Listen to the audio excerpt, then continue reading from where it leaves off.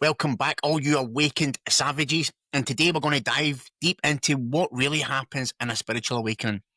Because let me tell you something Instagram won't. See, a spiritual awakening, it isn't some blissful enlightenment journey filled with meditation retreats and morning mantras as the sun rises under a tree.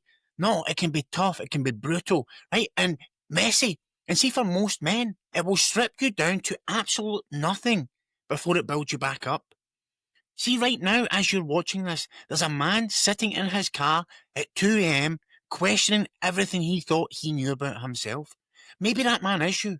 Right? Men who have lost their identity, their relationships, their sense of purpose, all because they dare to wake up from the matrix of who they thought they were supposed to be. Right? And I'm LJ for you that don't know me, and today we're diving deep into the savage truth about spiritual awakening. Right, what it really does to you, why it happens, and how to navigate it without losing your mind or your mission. If you're here, you're either going through this right now or you're about to. Either way, you need to hear what I've got to say. Okay, and let's cut through this mystical fairy tale bullshit and talk about what we're actually dealing with. Right, I've been studying this for about 6 years now. It all started when I had a profound spiritual experience that woke me up to a new way of living. Right? And see what I've found on this journey? It surprised me, and I'm pretty sure it will surprise you. Because most spiritual awakenings, they don't happen during meditation retreats or while you're sitting crossed-legged chanting Om. Right? They happen when your life falls apart.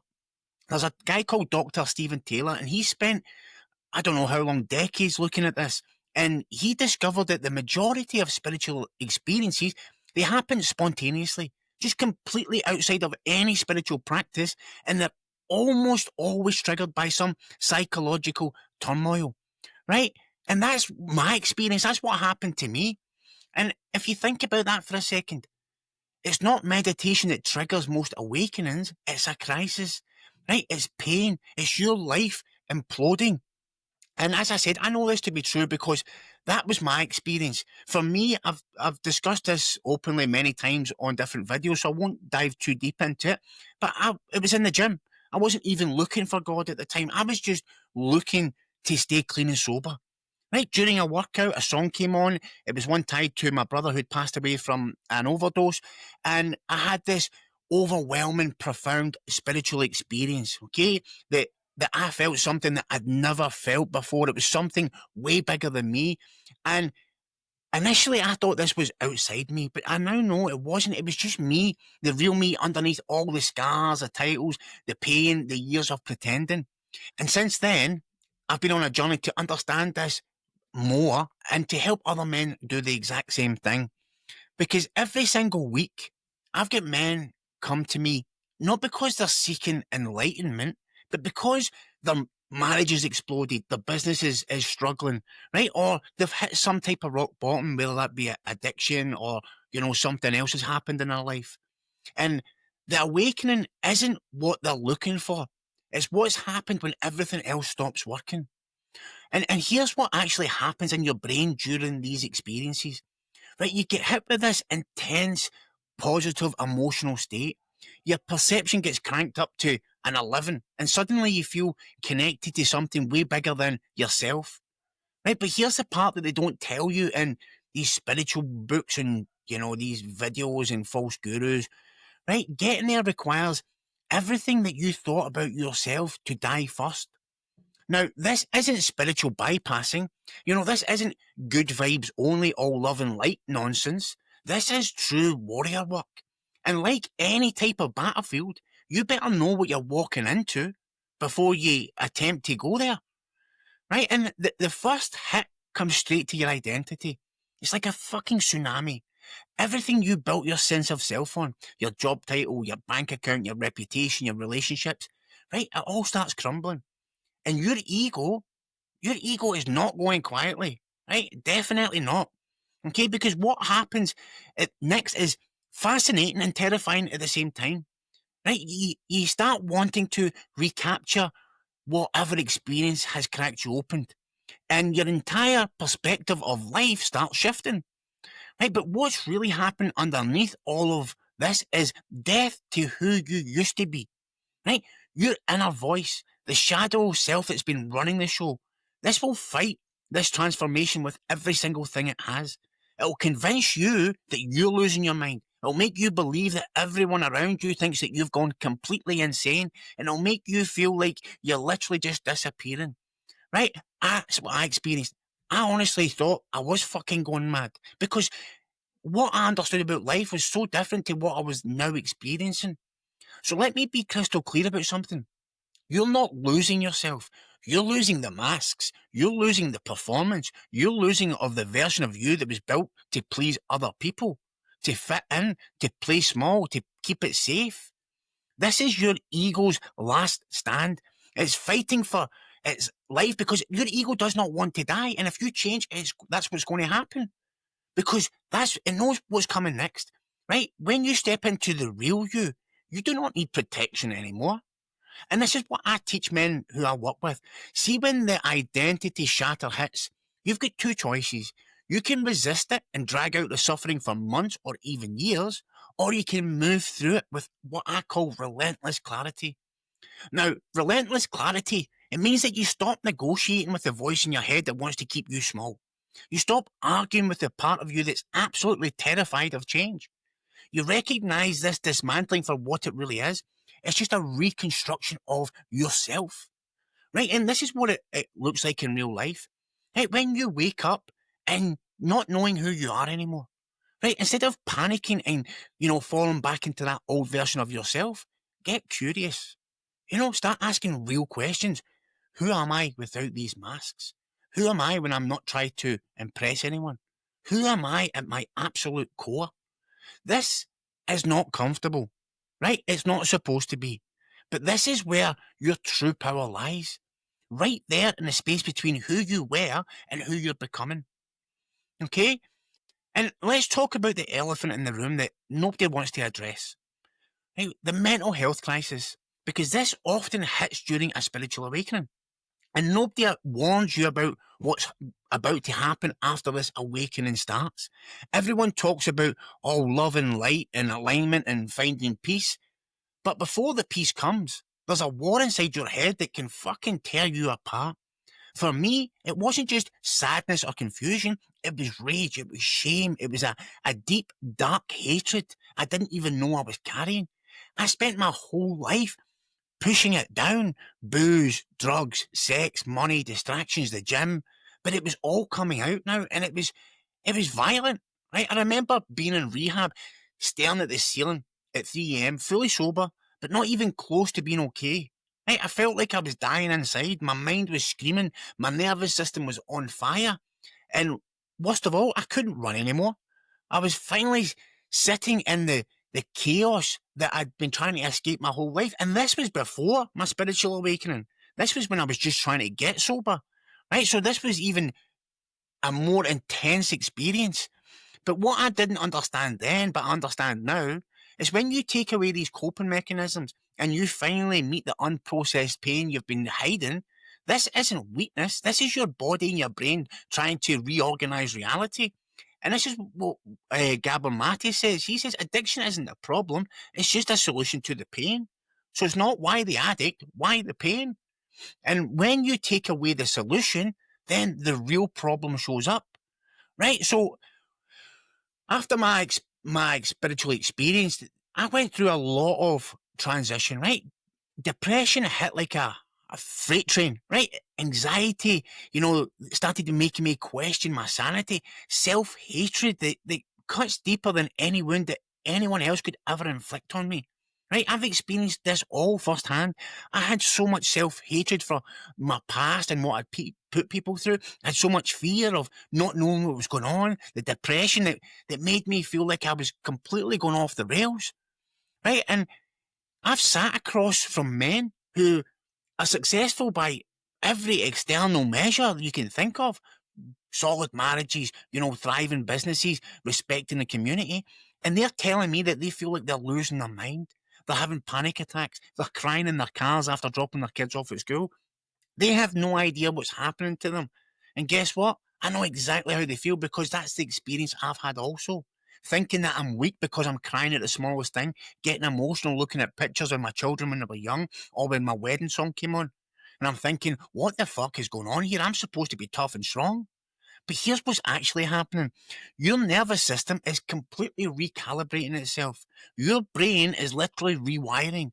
Right, the dark night of the soul that everyone talks about, or I call the lone wolf stage, it's real. It's a psychological and spiritual phenomenon that needs a spiritual response, not just therapy, but it needs a savage reframe. Right, and I give this to every man that I help on this journey. This isn't a breakdown, it's a breakthrough preparation. Your system is purging everything that doesn't serve your highest potential. So see that depression? It's your soul rejecting a life that was slowly killing you. That anxiety, it's raw energy that wants to be channeled into your mission but has nowhere to go yet. Right? This is absolutely not the time for spiritual bypassing. This is not the time to go and meditate your problems away and pretend that everything is fine because you've awakened. This is the time for what I call active integration. Right? This is where you get professional help. Find a trauma-aware therapist who understands the process. Join a men's group. Do breath work. Do somatic work. Take care of your physical body like your life depends on it, because it does. This isn't weakness. This is warrior maintenance. You wouldn't go into battle with a broken arm, would you? So how can you navigate the awakening with this unhealed nervous system? Right? Your mental health is your responsibility, not your wife's, not your friends, not your therapist, yours. And taking responsibility means getting whatever support you need to move through this, right? So you can move and get through this transformation with your integrity intact. You owe it to yourself. You're not meant to suffer in silence. You're meant to come here, reach your full potential, and in the process break these fucking generational curses so your children don't have to go through what you've went through. Right? And this is what happens, right? We have this isolation epidemic, right? Because as you start changing, you realize that most of your relationships were built on who you used to be. And when you can no longer be that person, those relationships start to slowly disintegrate. Okay? Most awakening experiences don't happen in churches or meditation centres. They happen to just regular guys living regular lives, and when they do, this isolation will often follow like a shadow. Right? And I can't remember who said this, but it stuck with me. He said one of the biggest challenges of the awakening is you lose the ability to be fake. Right? That doesn't go down well with most people because most people don't believe they're being fake. They're just unconscious to it all. Right? Think about your current friendships right now. How many of them are built on complaining about your wives, your jobs, your lives? How many revolve around drinking, watching sports, or avoiding any real conversation? How many friends do you have that you can actually talk to about purpose, meaning, growth, or those deeper questions that are consuming your mind? Right? And listen, this is something that should scare the shit out of you. Right? Between 1990 and 2021, the number of men who had 6 or more close friends was cut in half. We are living through a male loneliness epidemic, right? And a spiritual awakening often makes it worse before it makes it better. And this is what most men completely miss.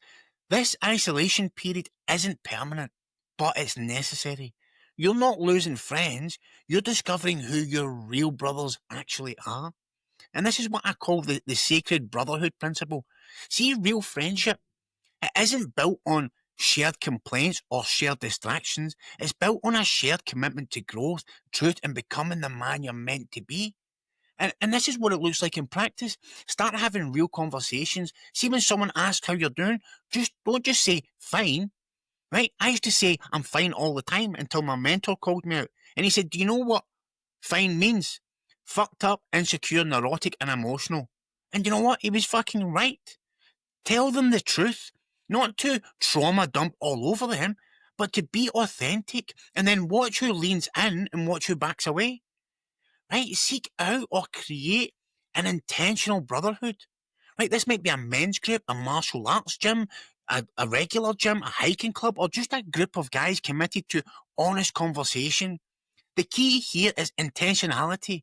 right? You're coming together for growth, not just for entertainment. In fact, this is why I created this channel, right? Because I have went through this whole process myself, and I want to bring brothers together so we can rise together. Okay? And this is also why you're seeing the rise of men's retreats, coaching programs focused on masculine development. Men are starving for the rites of passage, for initiation, for the kind of deep brotherhood that our fathers' generations never had access to. And this isn't about rejecting women or becoming some toxic caricature of masculinity. This is about men supporting men through the journey of becoming who we're meant to become. Right? Because through this whole process, we have this integration struggle living between two different worlds. Right? And this can be the hardest part of all is the actual integration. Right? So you've had this awakening experience. Right? You've touched something real, something profound. Right? You've seen behind this veil of ordinary reality. And now you have to figure out how the fuck do I live in this world that still operates by old rules? Right? Many people, myself included, say that the post-awakening phase is actually the hardest part. Right? I'm now 6 years deep and I still go through my trials and tribulations. Right? So it's trying to merge the spiritual insight into every single day. Right? You can't unsee what you've seen, but you still have to pay bills, navigate relationships, and show up in a world that often feels shallow and meaningless. Right? And I see this with men constantly. Right? They come back from some spiritual retreat or a plant medicine ceremony, or they've just went and done a period of deep inner work, and they feel like aliens in their own fucking lives. Right? They're sitting in business meetings talking about quarterly projects, and when all they want to discuss is purpose and meaning, they're watching their friends complain about trivial problems, and when they've just experienced this interconnectedness of all existence, right? Their body starts changing because their consciousness is changing. Right? You might start noticing shifts in your sleep patterns, your appetite, even your posture, your facial expressions. Right? You might find yourself drawn to different foods, different activities, different environments, different people. This isn't weird. This is completely natural. Right? But there's traps that catch most people, right? Almost everyone. Right? They think that because you've awakened that you're now somehow above the human experience, thinking that because you have experienced the infinite, you don't have to do the finite work of being a human being. This is spiritual bypassing at its absolute worst. And it's so dangerous for men because we've already been conditioned to avoid the emotional work, to skip over the messy middle, to want to fix everything with logic and strategy. Right? But if you want to be a true awakened savage, right, it's not about transcending your humanity, it's about fully embodying it. It's not about escaping the world, it's about showing up in the world in your fullest expression of who you are. I teach the men I've worked with, it's called the 4 pillars of integration. Right? First one, which is a daily practice, not a spiritual practice, a life practice. Right? Meditation, journaling, physical movement, conscious breathing. These aren't just goals in themselves. This is the infrastructure that allows you to channel your expanded awareness into action. Right? The second one, embodied leadership. How do you show up in your relationships now? What example are you setting for your children? How do you lead your family, your business, your community from this deeper place? Integration means your awakening serves others, not just you. The third one is mission alignment. Your awakening wasn't so that you could become a monk. It was to clarify your mission and give you the courage to go after it. Right, so what are you here to do on this planet? Right, what impact are you here to make? Because I'm guarantee if you're watching me right now, you're here for something. You don't click on this video and research this if you're not searching. You're here for a reason. It's time to find it. Right, and the fourth one is service. How does your expanded awareness translate into practical contribution? This isn't about saving the world, it's about showing up for the corner of the world that's yours to serve. Okay, and this is why it's so important that we integrate, we learn to put action in that's going to improve our life, but also other people's life. Right? Because when we're on this journey, we're going to come across a lot of ups and downs, right? And one of the ones that there's going to be some traps, okay? And we need to talk about these traps. Because see, when we're in this vulnerable space of awakening, we become a target for every guru, every coach, every spiritual predator who wants to profit from your transformation. Right? Awakening experiences can be incredibly intense. I know mine was. Right? Something scoring higher than near-death experiences and high doses of psilocybin in terms of their impact and how they transform your reality. So this intensity leaves people desperately seeking to recapture that experience, and that desperation makes you incredibly vulnerable, right? The moment you start rising, they come for you. Not the obvious enemies, the subtle ones. The guru who promises you shortcuts to enlightenment. The community that calls itself conscious but demands conformity. The teacher who sells salvation but delivers dependency. Right? The movement that promises freedom but requires you to surrender your discernment. Right? This is the final test of your awakening. Not just finding your power, but keeping it. Because power attracts parasites. And seeing newly awakened men, they are feeding ground for spiritual predators. Right? Because after the ego death, right, there's a vacuum. The old identity is gone, but the new one hasn't fully formed yet. So you're vulnerable, right? You're hungry for direction. You're desperate for belonging. This is where the vultures circle. They smell hunger. They offer themselves as the answer. They promise to fill the void, that your awakening has created. But they're not interested in your empowerment. They're interested in your dependence and your money.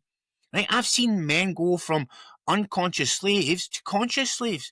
Right? Trading addiction to substances for addiction to systems. Trading worship of money for worship of personalities. Trading one prison for another, but with just better marketing. Right? Because when you're in this spiritual emergency, for lack of a better word, see your prefrontal cortex, the part of your brain responsible for critical thinking, that goes offline. You're operating from your limbic system, your emotional brain. You're looking for safety, not truth. This is why spiritual seekers are often so susceptible to, manipulation. They're not stupid, they're just traumatized. And trauma makes you vulnerable to anyone who promises to make the pain stop. But see, real spiritual growth, it doesn't promise to end your pain. It promises to transform your relationship with pain. It doesn't offer escape, it offers integration. It doesn't give you a new cage, it teaches you to fly.